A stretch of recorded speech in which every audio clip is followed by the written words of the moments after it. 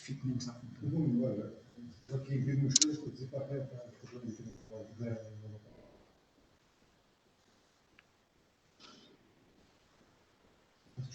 não estou à vontade. Bem, já estamos no ar, estamos com o Meltox, que já não ia para o ar há 2 semanas, do qual eu e o Jorge Marrão aproveitamos para pedir desculpas. O Meltox, como sabem, é uma parceria entre a Cor do Dinheiro e o movimento MEL, Movimento Europa e Liberdade. Semanalmente, como expliquei há bocado, nas últimas semanas não houve, por problemas de logística e por disponibilidade dos convidados, mas dizia eu que semanalmente trazemos para aqui convidados para discutir assuntos relacionados com liberdade económica. O nosso convidado desta semana é Alexandre Relvas, a figura bem conhecida do meio político, aliás, menos conhecida do meio político, mas mais conhecida no meio empresarial. Gestor, esteve ligado ao PSD e até já foi chamado de Mourinho de Cavaco Silva. Alexandre Relvas, Mourinho porquê? Na altura, penso que foi um elogio do professor Cavaco Silva, e porque o Zé Mourinho estava numa fase mais grandiosa do que a fase que tem vivido nestes últimos anos, e para fazer referência a que numa equipa o treinador tem um papel fundamental e, portanto, quis ser simpático comigo pelo apoio que lhe dei na campanha presidencial, que ele ganhou, e falando em futebol, por uma diferença, teve uma maioria que correspondia ao estádio do Sporting, que é mais pequeno que o estádio do Benfica.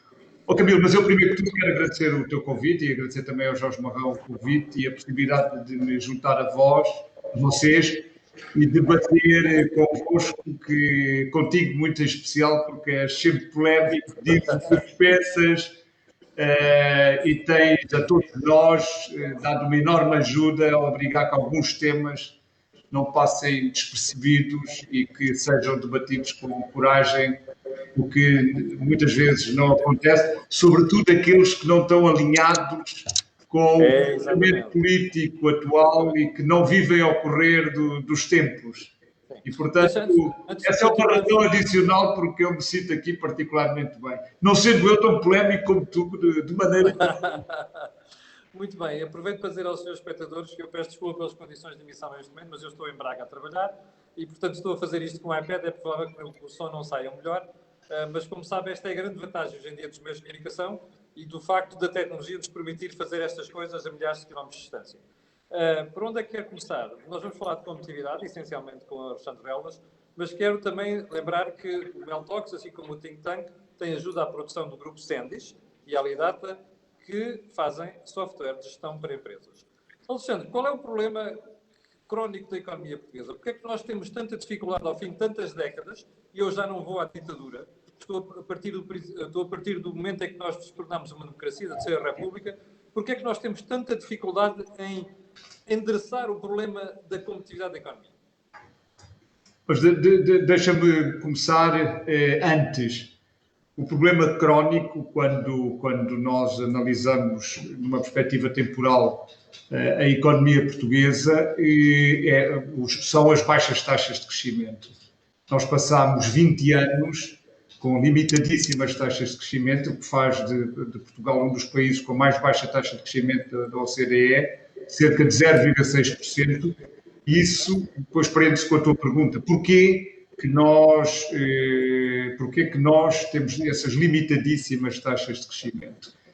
E falando em termos simples, podemos analisar de uma perspectiva mais empresarial e de uma perspectiva mais de política económica. Um dos fatores dos últimos anos foram erros de opção, sobretudo a partir do momento em que aderimos à União Europeia, e isto é um bom ensinamento para os períodos que vamos viver e para ter em conta o volume de fundos da União Europeia que Portugal vai poder beneficiar. Dizia eu, desde que aderimos ao euro, houve uma enorme esperança com a redução das taxas de juros, com o acesso aos mercados internacionais, que Portugal pudesse reforçar e partir para um ciclo de crescimento sustentável. E o que aconteceu foi que a entrada de fundos, o investimento público associado, o aumento da despesa pública criaram, a par do aumento do consumo privado, que também beneficiou dos acessos aos mercados financeiros, um aumento da procura agregada, criou um mercado interno e os empresários não se viraram para o mercado internacional. Isso é bem traduzido em estatísticas que mostram que desde 86 até 2012 as exportações representaram sempre 30% do PIB, não houve a necessidade de cair, de partir para os mercados internacionais. Simultaneamente, houve desequilíbrio das contas externas, o país endividou-se maciçamente, endividou-se o Estado, endividou-se as empresas e os particulares, e as famílias, endividaram-se e endividou-se e aumentámos a dívida externa. E há estatísticas que impressionam, sem ser muito precisos nos números. Eu outro dia lia que entre 1995 e 2020, sensivelmente a dívida pública aumentou 200 bilhões.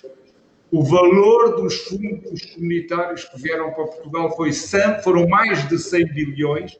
E apesar dos fundos que vieram, do brutal endividamento e da herança que nós estamos a deixar aos nossos filhos, porque quem vai pagar vão ser os nossos filhos, nós andamos a gerir mal e o custo que vão pagar é deles. Apesar disso, não aumentámos a nossa competitividade, não criámos sustentabilidade. Ou seja, o que o país fez, e é esse o meu medo neste novo ciclo, tratou da procura, mas não tratou da oferta. Como é que tu explicas isto? Nós já tínhamos tido outros períodos da nossa história, particularmente dos descobrimentos até ao século XX, onde já tínhamos tido momentos de influxo de meios financeiros para a metrópole e que nunca se traduziu em modernidade e em crescimento económico. Porquê é que nós estamos a cometer estes erros sistematicamente? E agora, porquê é que podemos cometer outra vez estes erros com o dinheiro que vem e vem? Porque há sempre a tendência politicamente e empresarialmente para ir pelo caminho mais simples. E o caminho mais simples é, no caso do Estado, é gastar maciçamente em investimento público, criar um crescimento económico que não é sustentável, mas que no ciclo eleitoral, ou permite passar o ciclo eleitoral, e permite que não se tome medidas de fundo. Esse pode ser o risco que tomamos agora. Se ler o plano de Costa e Silva, é um plano centrado nas infraestruturas, mas fala muito pouco, apesar de haver alguns pontos, e podemos falar nisso mais à frente, sobre as empresas, fala muito pouco de reformas da economia, de mudança do contexto empresarial. A mesma coisa às empresas, aqui temos que olhar para os dois lados. Nós temos sempre tendência a falar demasiado do Estado, mas temos que olhar para os dois lados. Há também desafios significativos para as empresas em termos de reforço da competitividade. Nós, até 2012, esse período em que gastámos nos fundos comunitários, não houve esforço das empresas de se revolucionarem, de repensarem a sua cadeia de valor, de partirem para o exterior. E o que é notável é que quando mudaram as circunstâncias, e se eu olhar para o período, para o ciclo da Troika, para o momento em que as empresas perdem o mercado interno e têm que se virar para o exterior, há um movimento notável. As exportações portuguesas passaram de 30% para 44%. E isto, muitas vezes tentou-se na primeira fase, isto é Petrogal, é Auto Europa. Não, isto é em todos os setores de atividade. Nós ganhamos cotas de mercado. São milhares de empresários no exterior a tentarem sobreviver. O que é notável foi a base da recuperação do país. Ao contrário do que dizem alguns, não foi o consumo privado, não foi o consumo público. A base da recuperação do país foi a evolução das exportações. E isso está a ser ignorado neste novo ciclo. Quando nós olhamos para as propostas que o Primeiro-Ministro todos os dias apresenta, que o Sr. Ministro da Economia todos os dias apresenta, que o Dr. Costa e Silva todos os dias apresenta, apesar de falarem muito de empresas e de haver medidas, eu tenho que reconhecer, para as empresas sobreviverem a curto prazo, sobretudo em termos de emprego, mas não há medidas de alteração do contexto empresarial, medidas que reforcem este movimento que se iniciou após a crise de 2011, a bancarrota a que o país foi levado e que foi o resultado de todos aqueles erros que há pouco falávamos, e este movimento não está a ser potenciado. O que melhor traduz, os dois indicadores que melhor traduzem os desafios do setor empresarial, mais uma vez, para não falar tudo apenas do Estado, é o valor o valor da nossa produtividade em relação à média europeia. Nós temos uma produtividade em relação à média europeia que é na volta de 65%, e o que impressiona é que é 65% ao longo dos anos, não se altera. E nós temos que comparar, por exemplo, quando comparamos com a Alemanha é 120%, ou quando comparamos com a Bélgica ou com o Luxemburgo, são 120%. Portanto, nós, para nos compararmos com os melhores, temos um longo caminho a percorrer. E a produtividade, quer queiramos, quer não, é a chave da riqueza. A qualidade de vida. Só para referir mais um ponto. Ao mesmo tempo, apesar do endividamento do setor empresarial, que hoje deve atingir, a dívida das empresas públicas e privadas deve ser 135% do PIB, apesar desse endividamento, o estoque líquido de capital não aumentou. O nosso estoque líquido de capital é cerca de metade da União Europeia. Ou seja, mas não há economia que se possa desenvolver, não há produtividade que se possa desenvolver sem qualificação da mão de obra, obviamente, sem inovação, mas, sobretudo, com investimento. E o investimento que andámos a fazer em áreas erradas, andámos a investir na construção, andámos a investir em termos de infraestruturas sem pensar na competitividade. E, portanto, houve erros, isto só para terminar, houve erros públicos, mas também houve erros privados. E é esta reflexão que se tem que fazer sobre os últimos 10 ou 20 anos que pode ser extremamente útil para as decisões a tomar nos próximos 10 ou 20 anos. Jorge, queres-te juntar à conversa? Bom, claro, em primeiro lugar quero agradecer ao Alexandre Galvas de ter aceito o convite do MEL, é uma honra para nós tê-lo aqui, mas é um Mourinho que decidiu não emigrar e, portanto, não fez o que o Mourinho fez, que foi fazer a sua vida fora de Portugal. E eu gostava que o Alexandre partilhasse aqui connosco, gostava que tu partilhasses connosco um pouco a tua experiência empresarial, porque andas pelo mundo. O que é que tu tens visto de diferente no mercado da exportação e que te leva a refletir também sobre a nossa estagnação ou o nosso atraso comparativo? O que é que tu tens encontrado que te tem estimulado mais a refletir de forma, enfim, cuidada e brilhante com o que tens feito sobre a economia portuguesa?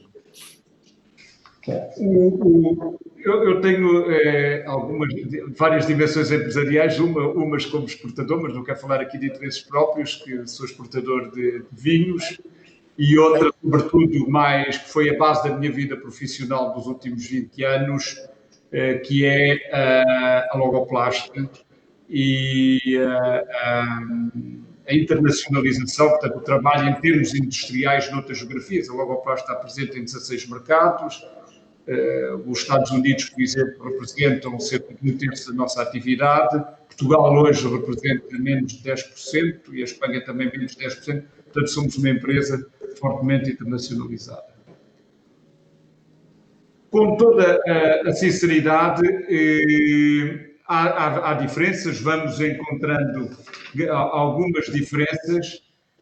Um dos temas centrais para mim é a qualificação dos recursos humanos. Ou seja, quando nós pensamos em termos de organização industrial, dispomos de recursos humanos com maior qualificação, maior acessibilidade a quadros técnicos nos mercados dos países desenvolvidos. Isso faz uma enorme diferença. Nós temos uma força de trabalho extraordinária em Portugal, de uma enorme disponibilidade, mas o nível de qualificação técnica faz uma enorme diferença pelo número de pessoas que temos que ter, pela autonomia que trabalham e por aí adiante. Esse é, para mim, um dos fatores fundamentais. Depois, em alguns mercados, como os Estados Unidos ou a Inglaterra, a legislação, o enquadramento empresarial torna as decisões empresariais mais simples as decisões empresariais em termos de instalação, as decisões empresariais em termos de organização profissional, as decisões também em termos de gestão, por exemplo, da força de trabalho, a disponibilidade de fornecedores altamente qualificados. Portanto, há vários fatores em que se nota alguma diferença. Mas também há fatores de rigidez. Poucos países têm a rigidez do mercado de trabalho que tem o mercado espanhol ou que tem o mercado francês, e sobretudo o mercado francês. Portanto, eu penso que nós devemos ter muito cuidado quando comparamos Portugal com todas estas geografias. Normalmente não é um fator apenas, são múltiplos fatores que têm peso. E quando olhamos para a realidade portuguesa, em vez de virar para o exterior, olhando para a realidade portuguesa, eu penso que o nosso enquadramento empresarial, embora tenha muitos desafios, é muito melhor do que aquilo que nós pensamos. A grande questão aqui é os mercados para que nós nos viramos. Eu não pensando a longo prazo, mas pensando genericamente nas empresas. Se eu não tiver mercado interno, ou se o mercado interno for limitado, eu viro-me para o exterior. A capacidade dos empresários permite-nos virar para o exterior sem limitações. Portanto, há uma alteração que tem a ver com um enquadramento, mas não há nenhum fator que eu diria que impedisse Portugal, desde que houvesse uma boa política económica, impedisse Portugal de entrar numa fase de crescimento económico. E nós vimos o que se passou nos últimos anos, agora antes da pandemia. E como eu referi há pouco, a revolução silenciosa que traduziu o aumento das exportações, o número de empresários jovens que apareceram no país e que dinamizaram novos mercados, mostra que nós podemos ter esperança, mas é preciso criar um enquadramento que leve a que este melhor de cada um de nós possa afirmar-se. Porque se eu artificialmente crio um mercado interno, como criei nos últimos 10 ou 20 anos, isso vai ter impacto nas decisões empresariais também. Alexandre, tu dizes que, do ponto de vista de empresas, não há uma grande diferença entre Portugal e o exterior, mas a verdade é que nós vemos que existe um déficit grande que distancia as empresas portuguesas, por exemplo, das irlandesas, mesmo da República Checa e da Eslováquia, que foram países que cresceram brutalmente nos últimos anos. O que é que tu achas? Tem muito a ver com o enquadramento da atividade empresarial, com os custos de contexto. Mas é apenas isso ou é também uma falta de visão dos empresários? É dupla. E aí temos que ser sinceros. Quando nós pensamos na questão da competitividade em Portugal, temos que dizer que há desafios para o Estado. Há um conjunto de áreas em que o Estado pode intervir, algumas delas até através de pequenas decisões podem ter um impacto significativo em termos de mudança do contexto empresarial, mas também há desafios para o setor privado e para os empresários. Eu tenho que falar da necessidade de um choque de gestão em Portugal, a necessidade de repensarmos o contexto, de repensarmos as estratégias empresariais. Eu gostava de partilhar um número que há pouco tempo vi do Nogueira Leite e que tem a ver com a produtividade e que responde muito à tua questão. Em termos de mercado, o setor empresarial é dual. Há grandes empresas que têm até produtividade próximas da produtividade da União Europeia, mas se eu olhar, por exemplo, para as médias empresas, a produtividade é 69% da média europeia. Se eu olhar para as pequenas empresas, é 73%. E se eu olhar para as microempresas, é 41%. E este é um país em que há 1.200 grandes empresas e há 7.000 médias empresas e 40.000 pequenas empresas. De 1.200.000 empresas, o grosso são microempresas em que há, de facto, um desafio em termos de gestão. E tu achas que a dimensão condiciona também a competitividade das empresas? Essa, para mim, é um tema decisivo. A consolidação empresarial é um desafio central, neste momento, da economia portuguesa. Nós precisamos de ganhar dimensão. Ter 1.200 empresas que vendem mais, que são grandes empresas, que vendem mais de 50 milhões de euros ou que têm mais de 250 trabalhadores, é limitativo. Ter 7 mil empresas que vendem mais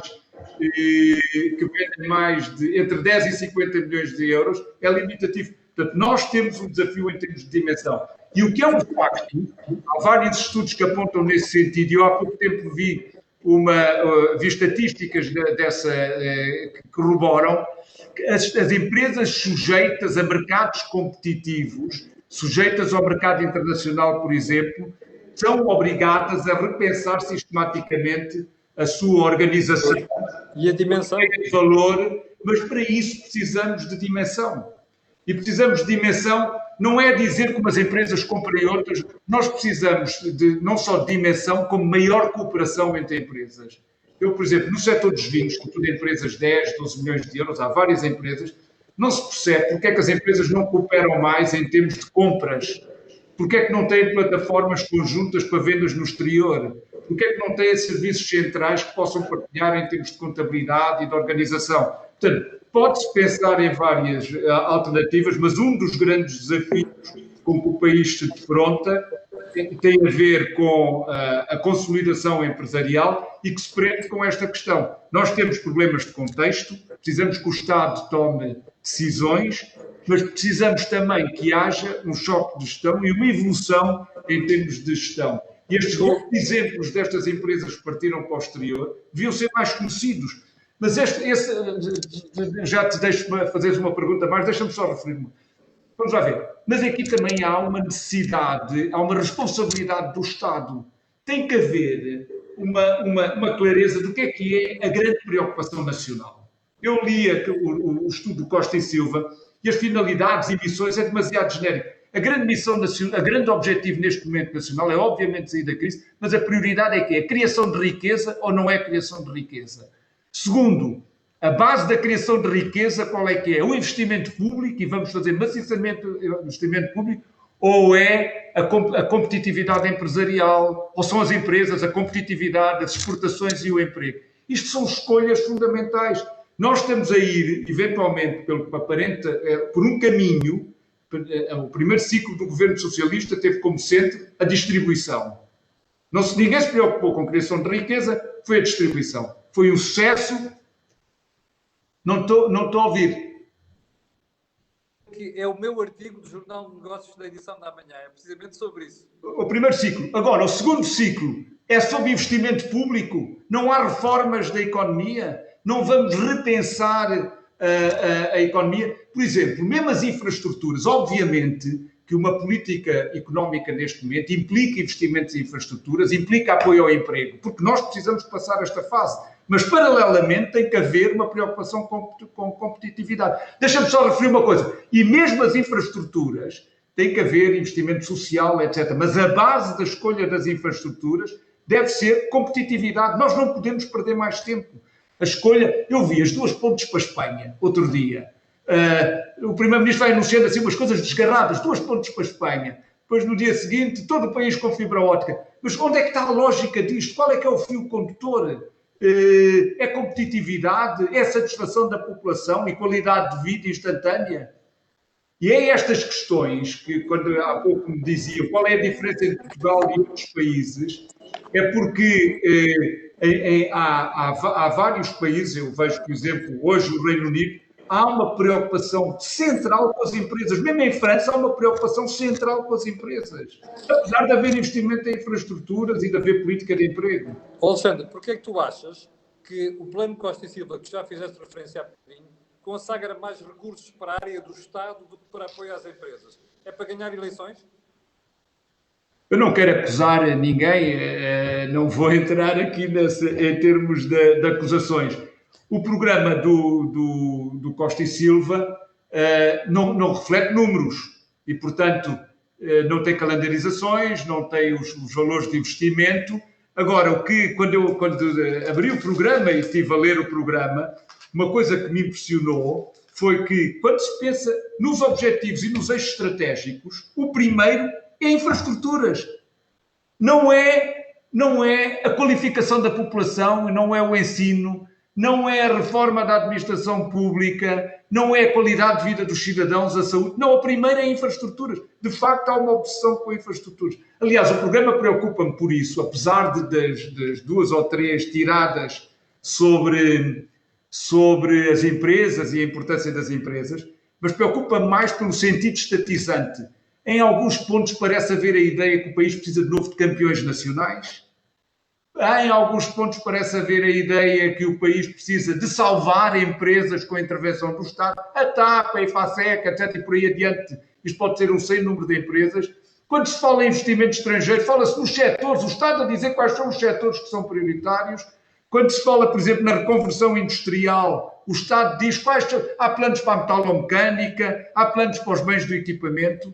Quando se fala, por exemplo, em setores, na reindustrialização, há setores privilegiados, o mar, as indústrias de defesa, o hidrogénio verde, que pode ser um dos dramas deste país, a bioeconomia. Portanto, há uma perspectiva não só de peso das infraestruturas, como depois de um enorme dirigismo. Qualquer dia dizem-nos para que mercados é que nós devemos exportar, porque há uma tendência enorme de dirigismo neste plano. Não tenhas dúvidas. Deixa-me fazer-te uma pergunta. Tu achas que isto é um problema geracional? Ou seja, as pessoas que estão a dirigir o país são pessoas que nasceram nos anos 60 e que, entretanto, assistiram às nacionalizações dos anos 70 e não foram capazes de dar o salto mental para a economia de mercado?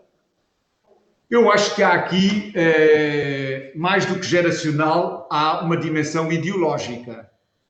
Não é geracional, porque há pessoas dessa geração, como tu e eu sou mais velho, portanto, que pensam de maneira diferente. Eu retirei, por acaso, 2 frases notáveis que o Costa e Silva tem dito, mas que fazem parte deste enquadramento, que este período estamos a viver consubstancia uma derrota histórica das ideias ultraliberais. Isto é com satisfação. Eu vou dizer que achei perdi o respeito quando ouvi dizer... Não é o mercado que nos vai salvar, é o Estado, são os serviços públicos. Quando eu olho para isto, eu penso, está aqui feita uma opção. Eu penso sempre, o Economist tem uma coisa notável, a revista. A capa é um editorial. É uma frase ou é uma imagem que é um editorial. Estas frases são editorial. Estas frases são todo um programa político.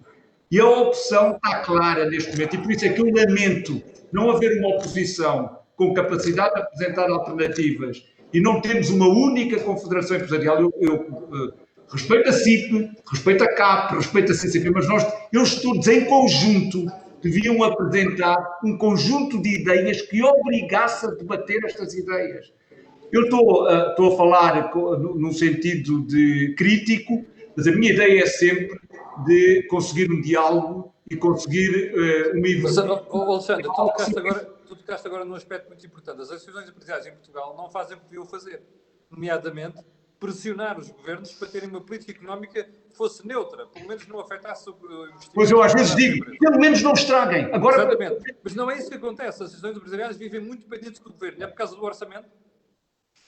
Exatamente. Tu vês para o orçamento e agora olhas e dizes vai haver evolução da legislação laboral porque vamos ceder ao Bloco de Esquerda. Vai haver, até sequer, proibir despedimentos a empresas que tenham lucros. Vamos lá ver. Eu não critico a ideia, mas é um absurdo uma ideia destas desgarrada. Deixa-me só... eu acho que tocámos aqui num ponto que é fundamental, que é...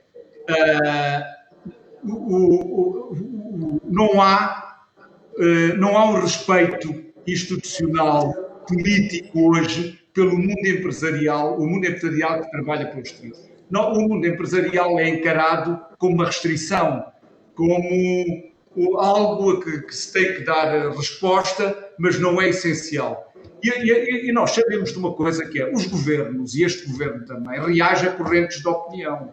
E, portanto, se eu tivesse uma associação empresarial forte, uma única confederação empresarial que reunisse a generalidade das confederações com um programa que claramente apontasse para a importância das empresas, a importância da competitividade, que os temas-chave da política económica têm que ser competitividade de empresas e exportações e não tem que ser orçamento e investimento público. E nós estamos a cair deste lado do orçamento e do investimento público. E isto pode fazer com que o país entre de novo num ciclo artificial. Nós vamos recuperar da crise com base neste investimento, mas é um crescimento que não é sustentado. Vamos desequilibrar de novo as contas externas, porque se não houver um movimento de exportações que acompanhe esta evolução das importações associadas ao investimento em infraestruturas, nós vamos ter de novo desequilíbrios fortíssimos daqui a 3 ou 4 anos.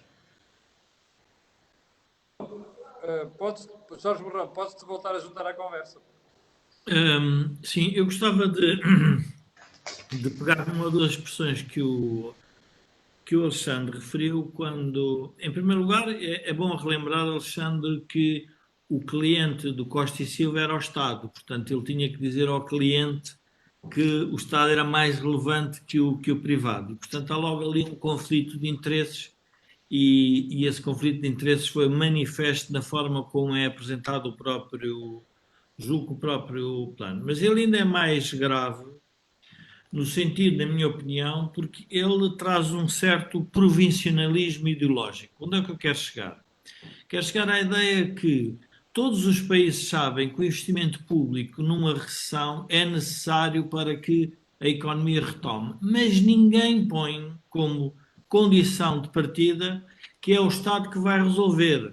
Ou seja, aquilo que é normal numa teoria clássica económica, que é pôr o Estado a investir em nome de impostos futuros, porque há outra coisa que nunca se quer dizer, é que o Estado está sempre a investir o dinheiro dos privados, ou seja, das pessoas que estão na produção, ou com impostos atuais ou com impostos futuros, e, portanto, ao fazer isso, cria aqui uma ideia que, como tu dizes bem, ela é marcadamente ideológica.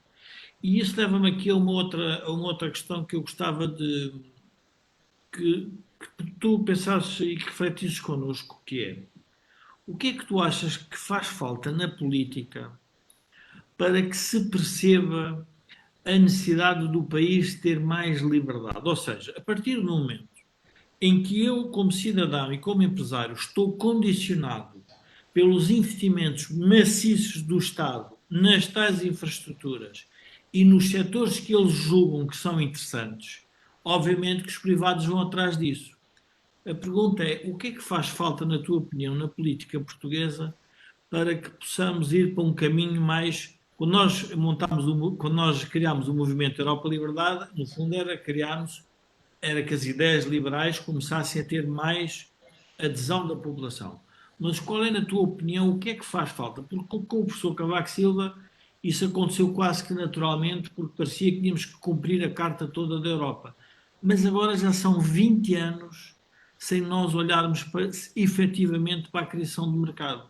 Qual é, na tua opinião, quais são os fatores que poderiam alterar este estado de coisas? Não vou fazer uma análise histórica, falo sobre a realidade atual, a realidade que vivemos. Deixa-me só também fazer um parênteses. Uma das razões que eu, desde o momento inicial, quis me comprometer com o Observador como acionista, e sou Presidente da Assembleia Geral do Observador, fica aqui o registro de interesses, foi exatamente porque penso que é importante haver um debate, que o Camilo consegue em todo este trabalho que também vai fazendo, e portanto todos nos reforçamos um ao outro, e os think tanks têm também um papel fundamental, mas é importante que haja um debate sobre essas questões que tu colocaste, sobre o mercado, sobre a liberdade, que haja uma visão alternativa da visão predominante e que tem condicionado o país nos últimos anos.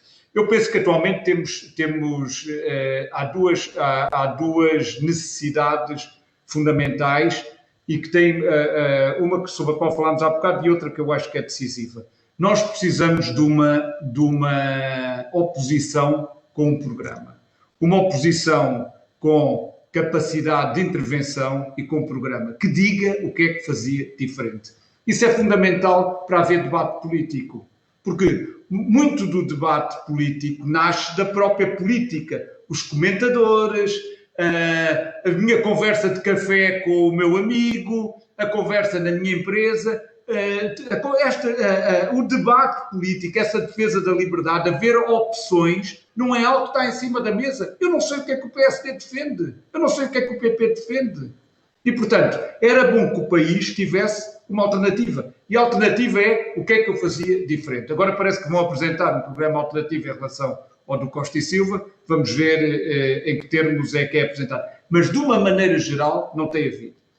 Segundo aspecto tem a ver com o ponto que o Camilo e eu estávamos a referir há pouco, que é um conjunto de entidades da sociedade civil com capacidade de intervenção. Mas a principal entidade da sociedade civil com capacidade de intervenção têm que ser as confederações empresariais. E as confederações empresariais, vamos lá ver, só têm capacidade de intervenção se tiverem capacidade, se tiverem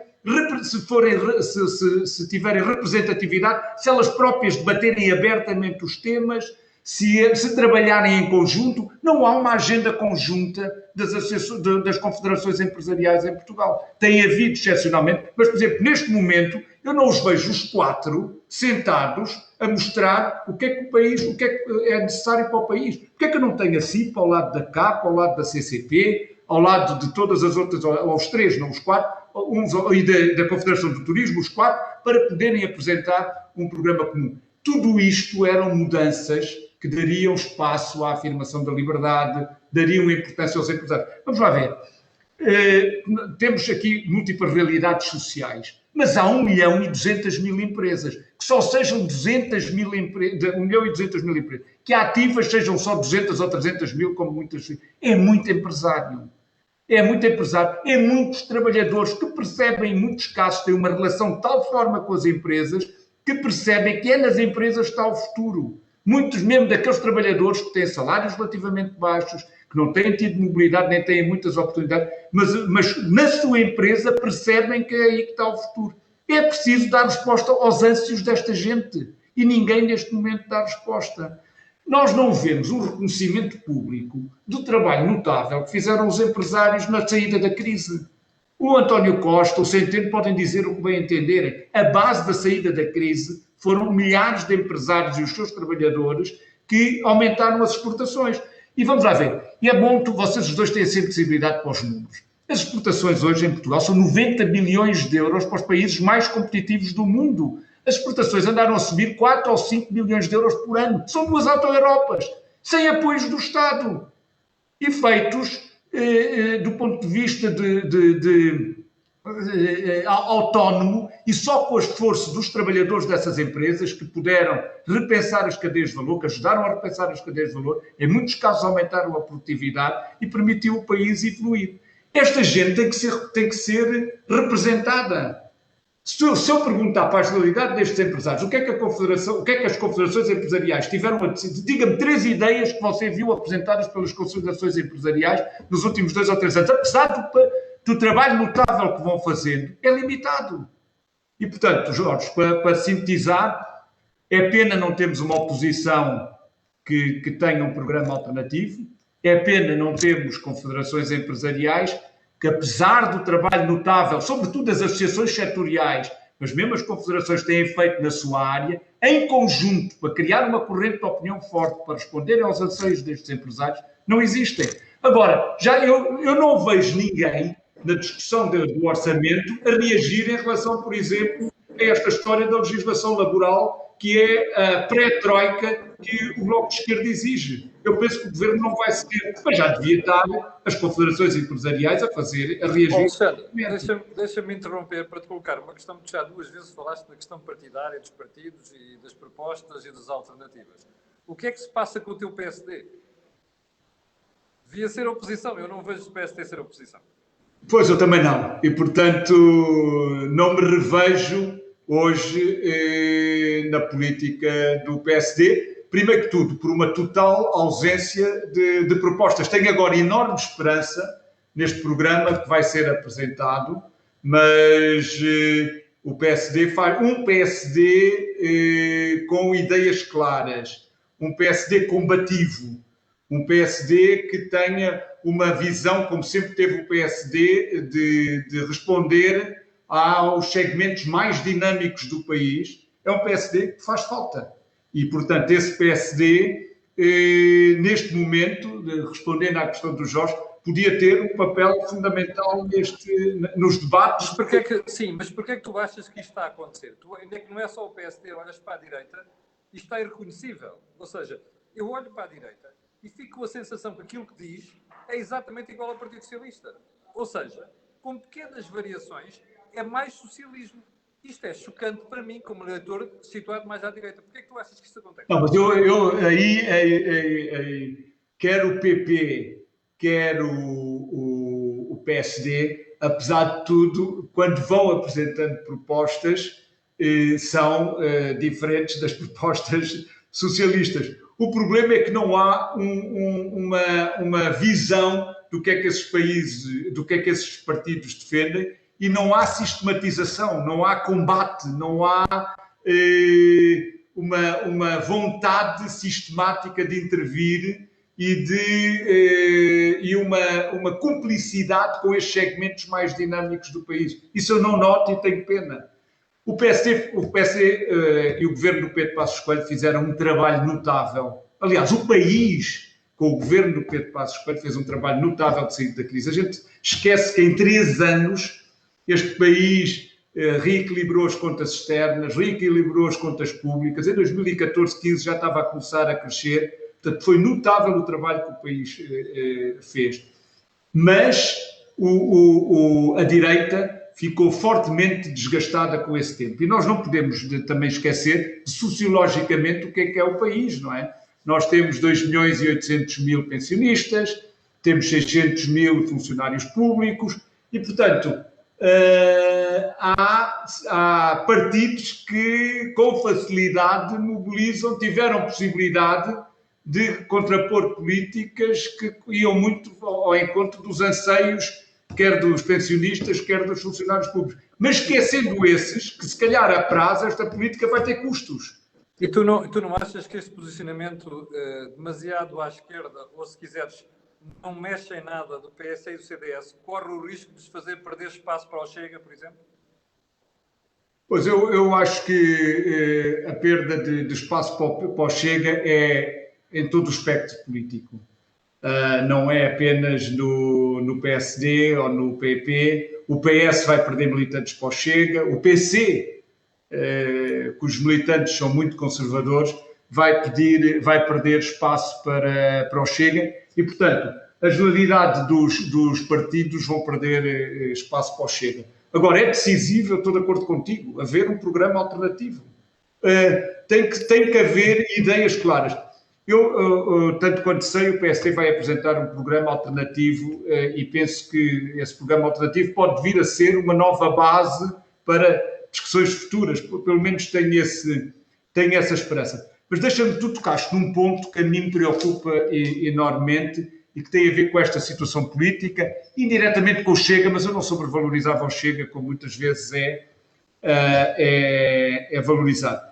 Mas a própria direita tem que pensar e tem que ter em linha de conta que há hoje um ambiente possível para quem faça um bom trabalho possa vir a constituir uma alternativa forte. Porquê?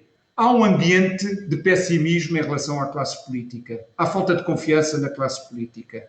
Há frustração com a evolução económica ou social. Apesar da satisfação dos funcionários públicos ou da satisfação dos pensionistas, mas não há total satisfação. E, de uma maneira geral, há uma certa frustração com esta evolução económica ou social.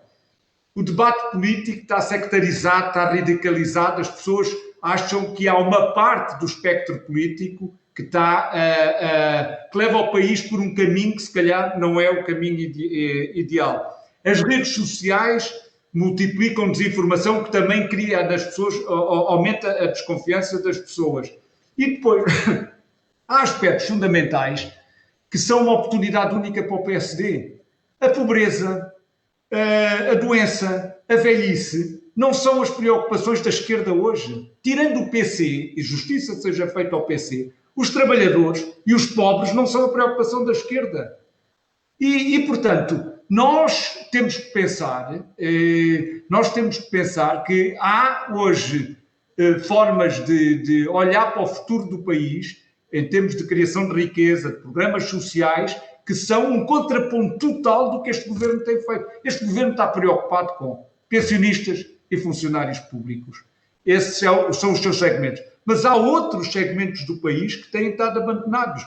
E esses segmentos podem dar resposta ou podem ser a base da criação de uma alternativa. Tem o setor empresarial mais dinâmico, mas tem os 20% de pobres do país, tem os velhos sobre os quais não há atenção, tem as pessoas que são doentes e que têm problemas dramáticos no centro de saúde, apesar de atualmente o Serviço Público de Saúde ser apregoado como excepcional e teve uma enorme capacidade de resposta, mas há múltiplas lacunas. E, portanto, há espaço para a afirmação de uma alternativa às políticas atuais, não só em termos da economia, mas também em termos sociais. E, portanto, há espaço para, havendo debate de ideias, para se criar uma alternativa no país. Jorge Marrão, estás muito ausente do debate de hoje. Não. Eu tinha dito ao Alexandre que quem é que tinha aqui que brilhar era o nosso convidado e iria. O que é que eu estou fascinado com o discurso do Alexandre por 2 ordens de razão. A primeira é que demonstra que um cidadão livre que não tenha receio das retaliações do Estado é capaz de dizer aquilo que pensa sem estar a entrar numa lógica de fratura e de fragmentação e de agressividade com que nós assistimos às vezes nos debates. E, portanto, isto é muito relevante e para o Mel, este é um assunto muito querido do Mel, que é nós construirmos plataformas em que as pessoas, de forma livre, possam expressar quais são as ideias que devem ser desenvolvidas para o país. E, por outro lado, também a própria frescura de análise que ele traz, que é, de alguma forma, a capacidade que eu estava a observar de olhar para assuntos que têm sido monopólio da esquerda, em que a esquerda está perdida, porque está basicamente a agarrar-se ao Estado de todas as formas possíveis e imaginárias para manter os eleitorados reféns, esquecendo que, na falta de riqueza, esses eleitorados mais tarde ou mais cedo os vão abandonar, porque é óbvio que a partir do momento em que o Estado deixa de ter recursos e que não é capaz de resolver os problemas, e nós já estamos a assistir a alguns deles, então toda a gente vai ter que se voltar para onde quem é que no fundo gera recursos, quem é que faz criação de recursos. E isto é uma parte que eu registro e que noto com muita satisfação. Uma outra pergunta que eu gostava de fazer ao Alexandre é a seguinte. Nós, sabendo que temos um sistema político que tem esta polarização em que o próprio PSD, porque tem dificuldade em encontrar um discurso alternativo por questões de estratégia eleitoral, na minha opinião, sabendo que a base eleitoral de pensionistas e de funcionários públicos é muito elevada e, portanto, o discurso, cada vez que fizer um discurso para esse lado, pode ter alguma dificuldade. Como é que tu tens visto, e como foste o Mourinho do professor Cavaco Silva, como é que tu tens visto o papel do professor Marcelo naquilo que eu escrevia no negócio, não me vou citar porque isto não fica bem, mas me lembrou, ele falta, na minha opinião, ele não tem feito a provocação institucional suficiente para agitar as águas políticas. Como é que tu tens visto o papel do professor Marcelo em todo este período da geringonça? Deixa-me só voltar atrás a um ponto e eu respondo à tua questão. Eu percebo que quando tu dizes o PSD olha e os pensionistas, e quer agarrar os pensionistas, quer agarrar os funcionários públicos, mas nós não nos devemos esquecer, quando olhamos para esses segmentos, os pensionistas têm filhos, os funcionários públicos têm filhos, têm primos, têm tios, têm avós. E vamos lá ver, olhando só para um caso, neste momento em Portugal, tu tens um desemprego que anda à volta de 8%, mas dos jovens é 25%. Quem é que está a dar discurso para ele? Quem é que responde a esses 25% de jovens que não têm emprego? Ninguém. Não faz parte das preocupações da nomenclatura atual, não faz parte das preocupações da oposição. Este é um exemplo de temas que não podem deixar de ser levantados e que subvertem esta lógica constante. Deixa-me só dar-te outro exemplo. A questão do salário mínimo, eu, como um empresário, esta é uma discussão que é posta sempre na perspectiva de soma nula. Se eu aumento o salário mínimo, vou falir empresas. Talvez seja o próprio setor empresarial que deve subverter o raciocínio e propor um programa de aumento do salário mínimo com contrapartidas. O que é que pode permitir aumentar o salário mínimo em termos de reorganização empresarial e, portanto, legislação laboral? O que é que pode permitir aumentar o salário mínimo em termos dos custos e dos impostos dos escalões mais baixos e das taxas sociais únicas, etc. Portanto, eu acho que é preciso repensar os temas e repensar em todos aqueles que têm sido abandonados por este governo, porque não fazem parte dos segmentos a que o politicamente correto, os novos costumes, dão atenção. E esse deve ser a grande preocupação do PSD. Deve ser, paralelamente à preocupação económica, e deve ser uma preocupação social. Olhando para o professor Marcelo Rebelo de Sousa, eu tenho um registro de interesse. Eu tenho enorme admiração pelo professor Marcelo Rebelo de Sousa, sou amigo pessoal dele e eu tenho uma fidelidade total aos meus amigos. Acho que ele tem tido se eu fizer um balanço geral, mesmo podendo ser crítico pontualmente, acho que nós beneficiámos da presidência do professor Marcelo Rebelo de Sousa, mesmo em algumas questões essenciais, como por exemplo, temas para os quais estamos todos sensibilizados.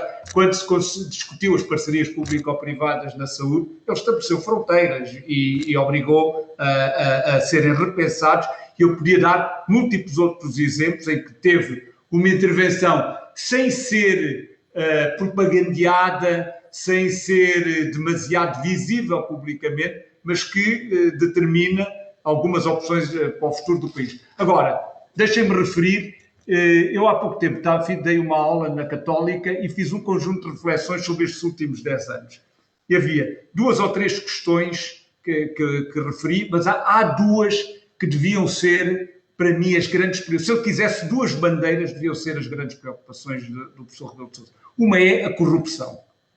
Ou seja, nós não vemos da parte dos partidos e da parte do governo uma obsessão com criar condições para que o que se passou nos últimos 10 ou 20 anos não se possa repetir. É inaceitável nós termos, ao nível do mais alto do governo, ao nível mais alto das Forças Armadas, ao nível mais alto dos tribunais, ao nível mais alto da banca, etc., o que existiu neste país é inaceitável.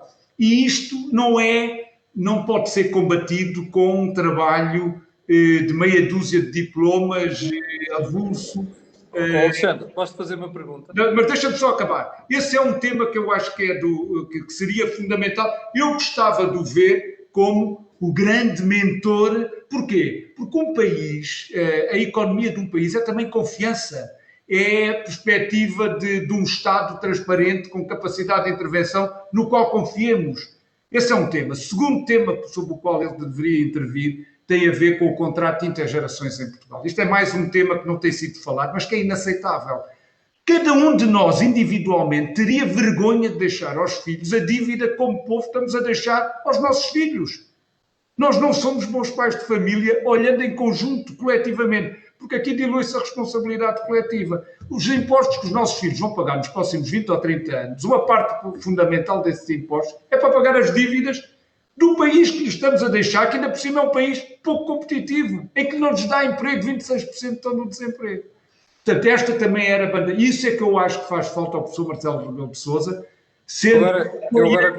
e desde já registrando que votarei nele seguramente nas próximas eleições presidenciais, acho que é de longe o candidato mais credível, mas eu gostaria de vê-lo com bandeiras como estas que pudessem obrigar a alterações estruturais no país. Se ele quisesse pôr outra bandeira, era a reforma da administração pública. Sim, mas antes de irmos à reforma da administração pública, Alexandre, eu por acaso acho que o Presidente da República... Eu tenho que lido às vezes sobre o Marcelo e, portanto, não temos a mesma opinião. Pois, não temos certeza. Aliás, eu nesse aspecto acho que o Presidente devia fazer muito mais do que fazer estas 2 coisas que estás a referir. Mas já agora gostava de fazer uma pergunta. Como tu falaste da corrupção e isso acontecer a vários níveis da administração, das empresas e até na banca, Gostava de perguntar como é que tu queres que um Presidente da República se fale da corrupção na banca se um dos seus melhores amigos, não é, está gravemente envolvido em coisas que se passaram, pouco edificantes, que se passaram no Banco Espírito Santo. Não, Camilo, tu como eu, sabes na vida, e eu tenho alguns amigos que ocuparam cargos elevados em instituições, mas eu acho que as nossas opiniões, e isso acredito na mesma no professor Marcelo Rebelo de Sousa, as nossas opiniões e atitudes têm que depender dos nossos valores e não podem ser relativizadas com base nas nossas amizades. Eu acho que isso não é nenhum impedimento para ele, porque ele, como muitos de nós, não acreditavam no que se passava. Todos falávamos de um poder fortíssimo do Banco Espírito Santo e do Dr. Ricardo Salgado, mas ninguém suspeitava da dimensão dos problemas que o Banco Espírito Santo tinha. E, portanto, eu acho que é preciso distinguir, cada um de nós é responsável pelas suas atitudes pessoais, eu não posso ser responsabilizado pelas atitudes dos meus amigos ou dos amigos dos meus amigos, nem isso me deve impedir de tomar, por exemplo, tentar mobilizar o país para que sejam tomadas as medidas de resposta à... Camilo, e tu devias estar mais silencioso sobre essa matéria, porque não sei se reparaste, mas quando o Alexandre falou sobre todos vários estratos profissionais de corrupção, não mencionou os jornalistas. O que, portanto, está-te, no fundo, até a ajudar. Ou seja, ele referiu que havia corrupção em várias funções, mas da maneira que... E poupou os jornalistas. Isto é, obviamente, um à parte. Eu, quando me referi à corrupção no ponto de vista jornalístico, é a ideia de que o jornalista não quer, de alguma forma, ou seja, não está a questionar o status quo, está praticamente a fazer alinhamentos ideológicos favoráveis a um lado ou a um outro, perdendo um pouco o ponto de vista de escrutínio da própria sociedade. Eu acho que também é um tema, o tema mediático. Mas a imprensa teve um papel fortíssimo. Atenção que estamos a 4 minutos de fim do programa. A imprensa teve um papel fortíssimo na forma como muitos destes casos foram aparecendo e a ter obrigado a que se fosse ao fundo de muitos destes temas. Todos nós podemos ser críticos sobre a imprensa, mas neste caso da corrupção, eu acho que de uma maneira geral, do Correio da Manhã ao Público, ao Observador, houve um trabalho positivo por parte da imprensa. Sem dúvida. Bom, eu em relação a esta matéria, eu obviamente aqui não estou para dar as minhas opiniões pessoais, já transmiti, sabemos que há uma diferença entre o que o Alexandre pensa do professor Marcelo Rebelo de Sousa e eu, mas também não... Ainda fizeste a referência disto há poucos dias no artigo de Final do Negócio. Bom, nós estamos a chegar ao final do programa de hoje. Eu quero agradecer às 1000 e poucas pessoas que estão aqui em direto. Eu quero agradecer ao Alexandre por ter sido tão vocational e, sobretudo, tão claro na crítica que fez aos problemas que a sociedade tem, porque é raro ver um empresário e ver um gestor ter a independência para dizer aquilo que o Alexandre disse. E eu, sinceramente, gostava muito que Portugal tivesse muito mais pessoas assim, que não dependam do orçamento para poder dizer as coisas que o país diz. Mas nesse aspecto também, eu estou à vontade, porque no grupo dos analistas eu posso me equiparar um bocadinho ao Alexandre. Portanto, aí fico mais tranquilo, porque eu acho que eu desempenho essa função do lado de comentadores e do lado dos jornalistas. Quero agradecer ao Alexandre novamente e ao Jorge por este bocadinho e vou pedir às pessoas que estão agora a ver, as 1000 e tal pessoas, mais aquelas que vão ver aquilo que peço sempre, que é que coloquem um gosto e façam partilha nas redes sociais e também já sabe porquê. Aquilo que você ouve aqui, não ouve em mais sítio nenhum. Eu, de minha parte, despeço-me e estarei convosco amanhã, às 8 da manhã, também aqui diretamente de Braga. Muito obrigado aos dois. Obrigado pelo convite também. Obrigado. Obrigado, Jorge. Um abraço. Obrigado.